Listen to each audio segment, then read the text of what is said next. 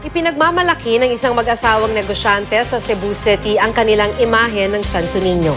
Gawa mga palamuti nito sa purong ginto at mamahaling bato. Bukod dyan, humahaba rin daw ang buhok ng imahen kaya lagi itong ginugupitan. Makibalita tayo kay Alan Domingo ng GMA Cebu. Ito ang imahen ng banal na Batang Hesus na pagmamayari ng mag-asawang Corazon at Noel Tampos na pawang dibuto ng Senyor Santo Niño sa Cebu. Bagong pintura ang imahen dahil pinaghahandaan ng mag-asawa ang nalalapit nitong pista sa susunod na linggo. Ipinagmamalaki ng mag-asawa ang kanilang Santo Niño. Gawa lang naman kasi sa ginto at mahaling bato ang korona nito. Puro ginto rin ang suot nitong rosaryo at ang mga beads nito ay diamante. Pati ang hawak nitong globo at baston, gawa rin sa ginto. Pinagkagastusan daw nila ng husto ang kanilang Santo Niño para maipakita ang pagmamahal nila rito.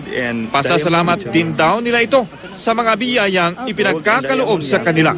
All are given. That's why murag yung kukuan nga all are granted yun since dagap ako. Isa pa sa mga espesyal na katangian daw ng kanilang imahen ang tila pagtubo raw ng buhok nito. Palagi raw kasing ginugupitan ng mag-asawa ang buhok ng imahen pero nananatili pa rin itong mahaba. Nya ako ni siyang shampoohan. Nya, sige kong putol, sige putol. Wa man gani siya mahurot. Inkunin, wa man dyan ka mahurot. Sige na ko putol. Kay kung di na ko putlan, di man magtupong. Negosyante ang mag-asawang Tampos na kapwa nagsimula raw bilang mga simpleng manggagawa.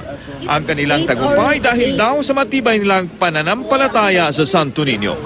Alan Domingo, Nagbabalita, Pilipinas.